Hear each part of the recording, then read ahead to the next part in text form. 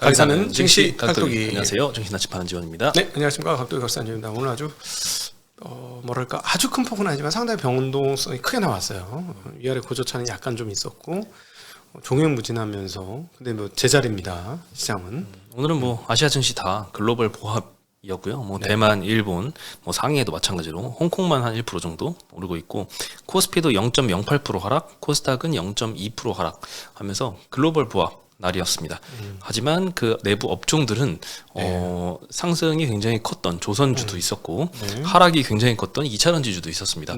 이차전지는 사실 어저께 급등을 했었잖아요. 그렇죠. 바닥콜 리포트가 좀 나오면서 이제 좀 투심이 바뀌나 싶었는데 트럼프가 취임식 때 또 재를 한번 뿌려주면서 다시 한번 어제의 상승폭 이상으로 오늘 하락을 했습니다. 오늘 여러모로 트럼프 트레이딩이 다양하게 나타났는데 아침에 이제 달러 가격이 뚝 떨어지고 원화가 강세가 되니까 시장 전반적으로 좀 강세로 갔어요. 시장에 이제 그 시가총액 상위 종목들 대표 종목들 쭉 뽑다가 그 트럼프 뭐 발언들이 이렇게 툭툭툭 터져 나오면서 뭐 이제 북한 관련 발언도 좀 있었고 이렇게 나오면서 갑자기 시장 확 돌변하더니 그 트럼프 수혜를 받을 수 있는 주식들이 쫙 올라가고 나머지 시장은 쫙 빠져가지고 1% 상승이 오히려 한 고점 대비 한 1.5% 이상 쭉 빠지는 그런 보여줬죠. 트럼프 취임식 보니까 말을 되게 잘하시더라고요.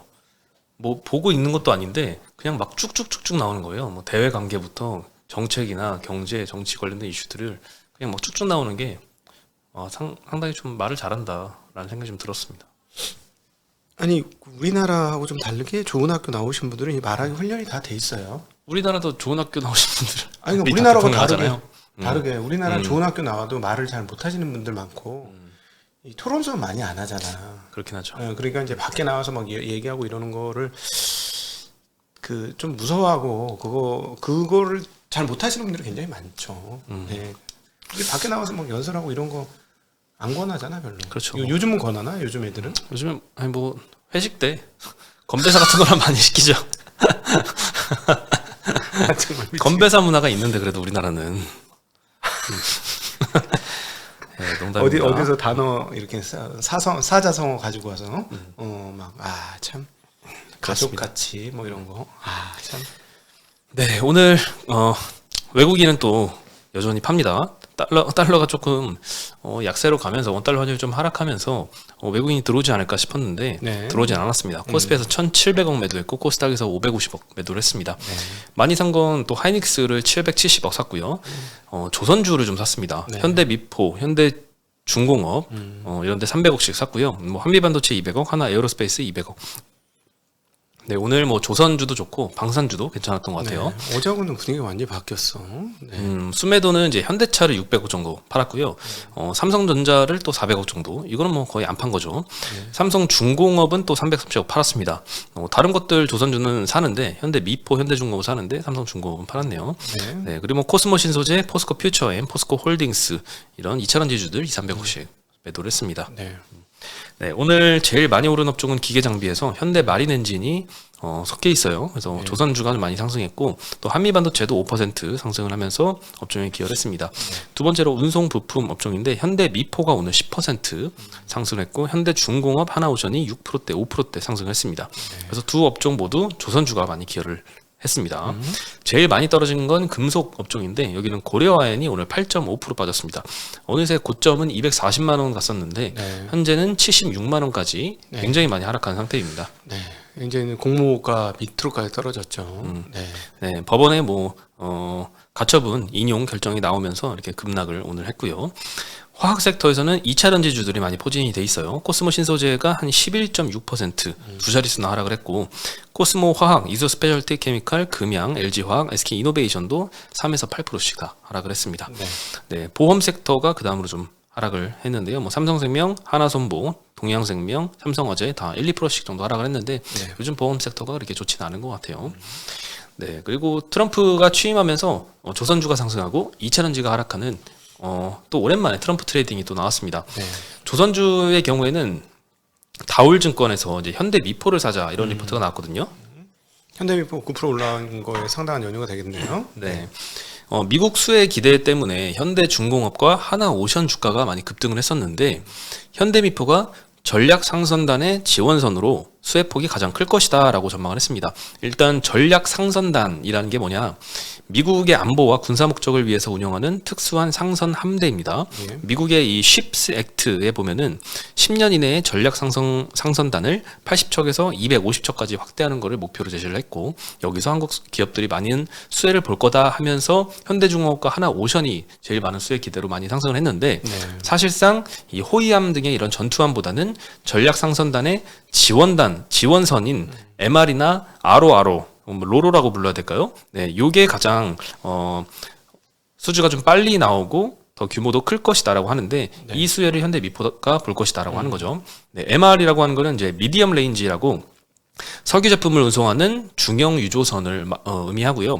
로로는 RORO는 롤 온, 롤 오프라고 해서 바퀴입니다. 바퀴가 달린 뭐 자동차나 트럭이나 중장비 이런 것들을 운송하는 선박을 의미하는데, 이 전략 상선단의 지원선 수준은 현대미포가 가장 빠르고 규모도 클 것이다라고 언급을 했고, 26년도 PER은 10배밖에 안 된다. 그리고 멀티플도 향후 더 10배에서 더 높아질 것이다. 이런 언급을 했습니다. 그래서 오늘은 현대미포가 가장 많이 상승을 했고요.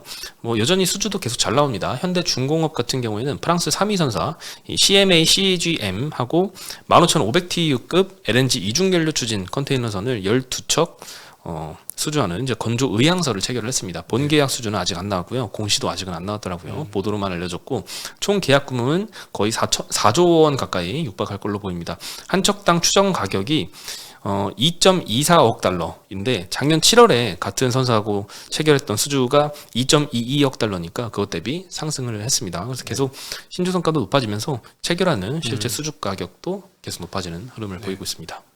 이게 이제 선사들이 떼돈을 벌었잖아요. 20년, 21년, 22년까지 완전한 떼돈을 벌어가지고 돈을 주체할 수가 없는데, 그 이 선사들은 돈을 많이 벌면은 그 돈 갖고 뭐라 할까 하다가 개인들이 뭐 돈 벌면 부동산 사듯이 배를 사는 경향이 있습니다. 그래서 돈을 굉장히 꽤나 오랫동안 많이 벌었기 때문에 얘네들이 그 돈으로 계속 이제 배를 사고 있는 것 같고, 문제는 이 배 산 게 이제 연수가 좀 꽤 찼다는 거죠. 2년, 3년, 4년, 5년 계속 배를 사오고 있으니까 이게 이제 3년이면은 출항이 되기 시작하는 거 아닙니까? 그래서 제가 보기에는 내년도부터의 운임은, 내년부터 아니고 올해 중후반부터는 운임이 그동안에 좋았던 운임에서 이제 확실하게 좀 밑으로 떨어지지 않을까 하는 고민은 하셔야 될 것 같습니다. 그렇죠. 근데 운임을 떨어지는 걸 대비는 하되, 사실상 그걸 먼저 이제 언제부터 떨어질 거다라고 예측하고 먼저 선제적으로 움직이기가 사실 힘든 것 같아요. 이게 조선주도 과거에 뭐 2007년에 막 10배 가고 막 이랬잖아요. 네. 그것도 그렇게까지 올라갈지 몰랐듯이 이번에도 어디까지 올라갈지는 모르는데, 그냥 계속 트래킹하는 게 답 아닐까요? 제가 이제 이 말씀드리는 게 아주 가장 선행이 아마도 운임이 선행일 것 같아서 말씀드리는 겁니다. 네. 예, 언제에 뭔가 시그널을 잡아야 되느냐 하면 아마도 운임에서 잡아야 되는데, 빠르면 25년 안에 뭔가 운임이 흔들리는 흐름이 나올 것 같고요. 빠르면 아니면 뭐 확실히 뒤쪽으로 가면 확연하게 나올 것 같습니다. 이거 중국에서 만든 배들도 막 이제 출항을 하기 시작하니까 배 숫자가 많아지긴 하는 거거든요. 그러면 이제 그때 됐을 때 해운선사들의 마음이 어떻게 될까? 결국은 뭐 해운선사들이 발주를 해줘야 되는 게 조선업의 수주니까. 그래서 이제 새로운 수요들도 나오고 있잖아요. 미국의 전략자산. 그래서 저도 그 고민해봤는데 한 100몇십 척 만들어야 되는데 그걸 전부 한국에서 만들까 하는 고민도 좀 있어요. 그러니까 지금 분위기가, 지난번 분위기가 뭐 우리가 다 바뀌었네 이런 분위기가 좀 있어가지고 조금 많이 긍정적이네. 제가 이제 계속 이런 얘기하면 계속 오르더라고.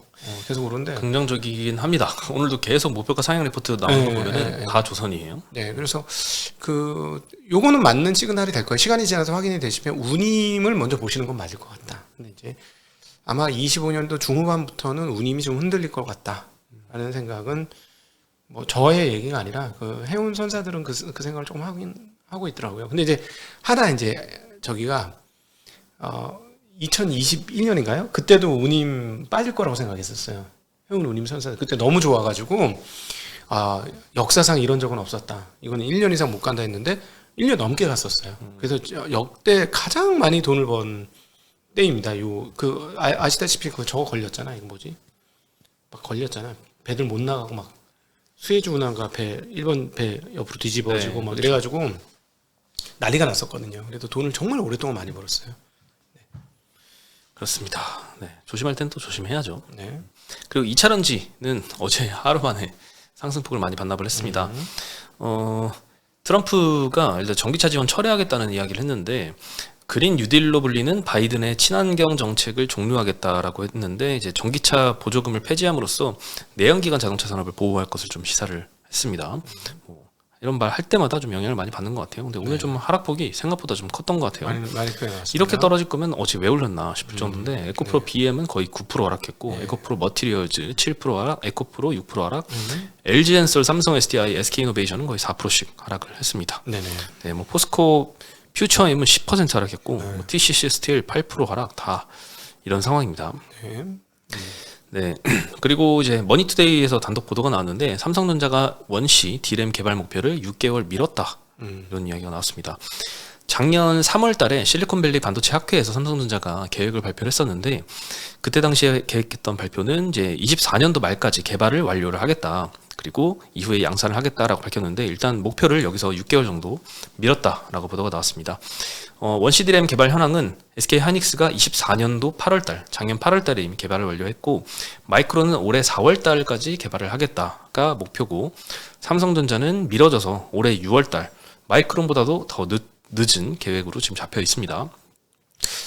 근데 이거 작년 연말에 될 거라고 생각하는 사람 없었는데. 작년 연말에 될 거라고 삼성전자가 먼저 얘기를 했으니까 뭐 그렇죠. 삼성전자가 하겠다고 했으니까 올해 6월이면은 저는 성공적인 것 같아요. 개인적으로는 제 판단에는 올해 6월만 되기만 하면. 네. 근데 뭐 하이닉스뿐만 아니라 마이크론 대비해서도 지금 늦는다는 거는 상당히 좀 걱정스럽긴 합니다. 네. 그리고 지난주에 당시에 이 하이닉스가 원시 D램으로 이제 양산을 2월부터 하겠다라고 했었습니다.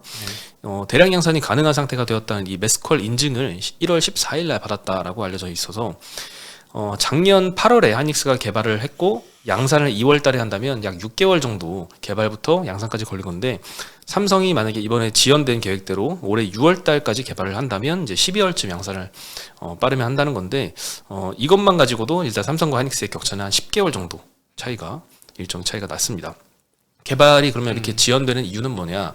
수율 부진 때문이라고 알려져 있는데요. 양산을 위한 개발 시점의 수율은 통상 60에서 70%까지는 돼야 된다고 합니다.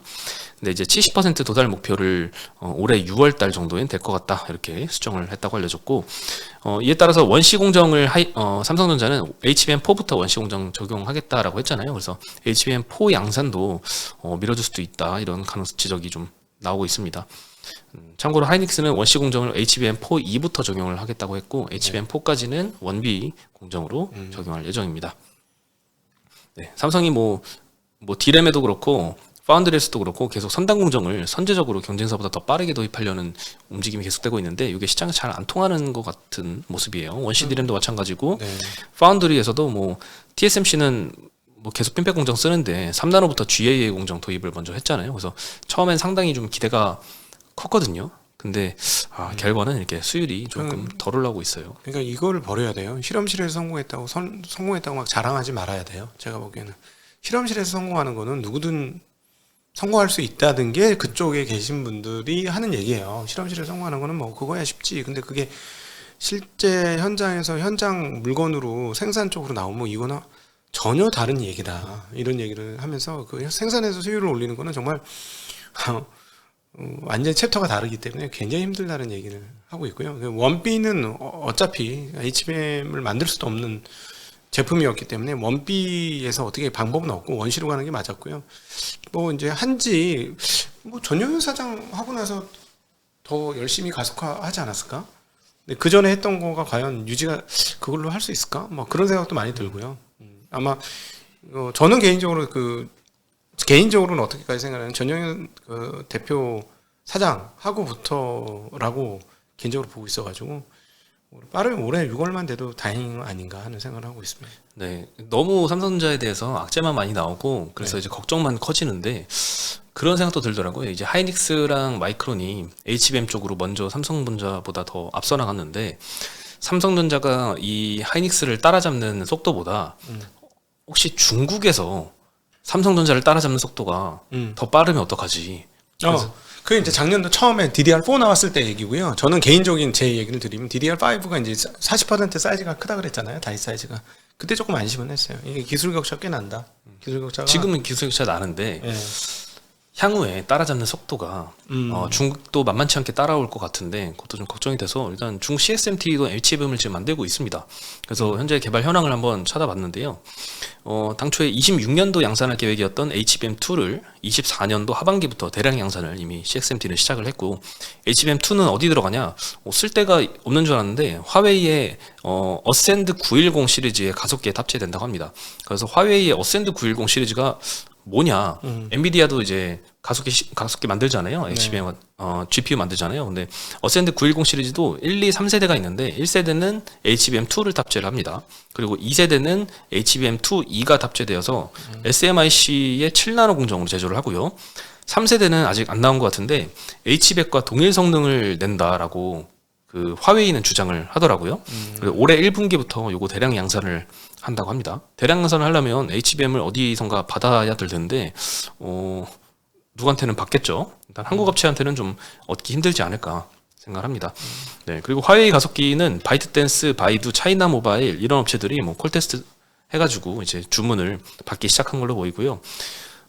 중국이 이렇게 화웨이가 가속기를 빠르게 개발을 하고 있다 보니까 CXMT 같은 이제 HBM 제조하는 중국 업체들도 지금 후공정 장비들을 좀 대량으로 인수를 많이 하고 있다고 합니다. 그래서 중국 업체들도 지금 열심히 따라가고 있는 상황이라서 우리도 빨리 좀 더 앞서 나가야 된다라는 생각이 좀 듭니다. 네. 오늘 삼성전자는 이제 거의 보합이었습니다. 0.2% 상승을 했고 하이닉스는 오늘 2.8% 상승을 했습니다. 네. 그리고 HBM 관련주들 좀 상승을 했어요. 이수페타시스가 7.5%나 올랐습니다. 네.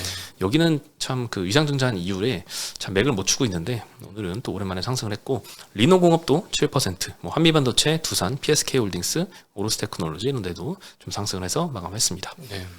네, 그리고 티웨이 항공이 오늘 10%나 올랐어요. 이제 항공주가 이렇게 10%나 오르기 쉽지 않은데 그렇죠. 경영권 분쟁이 오랜만에 다시 또 부각이 되고 있습니다. 네. 지배 구조를 보면요. 일단 1대 주주가 티웨이 홀딩스와 예림당인데 29.74% 거의 30%죠. 2대 주주가 대명 소노그룹이 갖고 있습니다. 소노 인터내셔널과 대명 소노 시즌이라는 회사가 나눠서 갖고 있는데 둘이 합쳐서 26.77%. 근데 1대 주주가 2대 주주가 지금 싸울라 그래요. 사이가 안 좋은데 지분 차이가 무려 3%밖에 안 납니다. 그래서 이건 누가 봐도 싸움이 격화될 수도 있다. 언제 경영권 분쟁이 시작돼도 이상하지 않을 정도의 지분율 차이인데 작년 하반기에 한창 이 경영권 분쟁 이야기가 시장에서 많이 퍼지면서 좀 주가가 들썩였는데 한참 조용하다가 주가 쭉 빠지고 나서 최근에 다시 또 급등을 하고 있네요. 대명 소노그룹이 어저께 이 티웨이 항공에다가 경영 개선 요구서를 발송을 했다고 합니다. 네, 이것 때문에 시장에서 주목을 받았는데 요구서에는 현재 경영진의 퇴진, 뭐 유상증자를 통한 자금 조달 요구가 담겨 있습니다. 네, 그리고 티웨이 홀딩스 1대 주주 측은 방어를 해야겠죠. 그래서 원래는 이제 3자 배정 유상증자 같은 걸 통해서 뭐 배기사를 끌어들여서 좀 지배력을 높일 계획이었나 봐요. 근데 사실 뭐 어떻게 될지 모르겠지만 3자 배정 유상증자는 제3의 그렇죠. 주주를 새로 끌어들이는 거잖아요. 그러면서 나머지 주주들의 지분은 희석이 희석이 돼버리잖아요.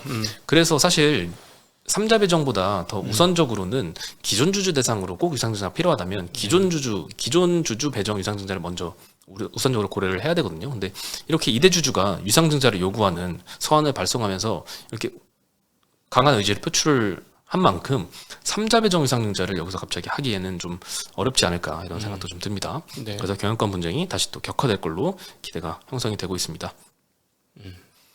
네, 그리고 오늘 어제 그 인적 분할 관련된 이야기를 하나 마이크론에서 네. 드렸는데 어제 공시가 나면서 14% 가까이 많이 하락을 했죠. 네네. 근데 오늘은 이제 빙글에도 인적 분할을 한다는 소식을 말씀드리려고 하는데 이 빙글에는 사실 작년 11월 달에 인적 분할 공시를 했습니다. 그래서 그때 주가가 좀 빠졌다가 최근에는 수출이 굉장히 잘 되면서 다시 좀 주가가 반등하고 있는데 오늘 나온 이제 하나투자증권의 리포트는 인적 분할한 이후에 조금 다른 회사의 인적 분할과 좀 특이한 사항이 발견이 됐다. 그렇습니다. 일단 자사주의 마법은 활용하지 않습니다.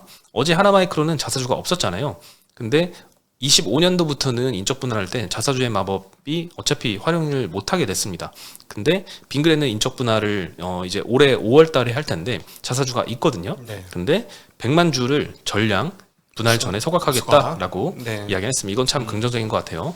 네. 근데 이제 인적 분할 이후에 구조 개편이 어떻게 되느냐를 보면은 주요 자회사들이 빙그레 사업회사로 들어가는 게 아니라 지주사, 홀딩스 쪽으로 붙게 됩니다. 네, 특별히 이제 해외 법인, 해외 지사 그렇습니다. 수출 법인이 네. 사실 빙그레가 최근에 주가 상승하는 이유도 그렇고 최근에 투자 포인트도 그렇고 뭐 메로나라던가 여러 가지 해외에서 인기 많은 상품들이 최근에 부각을 받고 있어서 이 해외 수출 비중 늘어나는 게 나중에 삼양식품처럼 수출 비중이 올라가는 게 아닌가 이런 기대가 좀 되는데 저 미국, 중국, 베트남 판매 법인이 빙그레 사업회사 쪽이 아니라 빙그레 홀딩스 지주사 쪽으로 붙게 됩니다. 그래서 빙그레 사업회사는 앞으로 해외 수출 확대라는 투자 포인트를 적용하기가 조금 애매해졌다라는 생각이 좀 들어요.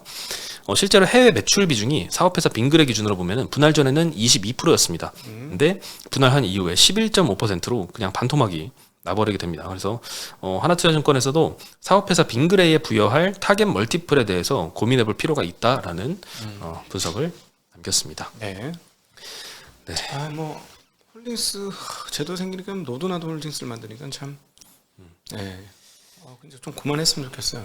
아니 하면은 상장을 하지 말든가 홀딩스만 상장을 하든가 그게 좋을 것 같아. 네. 이게 항상 처음 취지는 좋은데 점점점 이렇게 왜곡이 되는 것 같아요. 한국의 여러 제도들이 처음에도 IMF 때도 우리나라 이제 대기업들이 많이 부도가 나고 했던 이유 중에 하나가 순환 출자 구조 때문이잖아요. 그렇죠. 네, 뭐 모회사가 자회사 지분 갖고 있는데 자회사도 모회사 지분 갖고 있고 손자회사가 모회사 지분 갖고 있고 막 이런 경우도 많잖아요. 근데 네. 이것 때문에 어느 한 기업이 어려워지면 연쇄 부도가 나는 경향이 좀 그런 가능성이 높아서 이거 해소하라라는 측면에서 지주사 구조를 이제 도입하게 했거든요. 그 이후에 인적 분할이 많이 줄을 잃었는데 이제는 인적 분할이 이제 개인 대주주의 지배력 강화를 위해서 이런 꼭 순환 출자 구조가 없는 회사들도 막 악용을 많이 하는 사례가 좀 나오면서 많이 안타까워졌습니다. 네, 맞습니다. 좀 진짜 답답합니다. 그냥 뭐 정말로 꼭 필요해서 하는 거면 이해가 되는데 이거는 굳이 이런 생각 들거든요. 예를 들어 위험하고 모험 사업 해야 되는데 그거 다 잘못되면 큰일 나니까 회사가 전체 그렇게 할 거면 조금 띄워가지고 모험 사업으로 하는 거. 물론 그런 회사 쉽게 상장하기는 어렵겠지만 뭐 그렇게 하는 건 좀 이해가 되는데 좀 그렇습니다. 네. 네, 오늘 소식은 여기까지고요. 저희 내일 다시 인사드리겠습니다. 네, 안녕.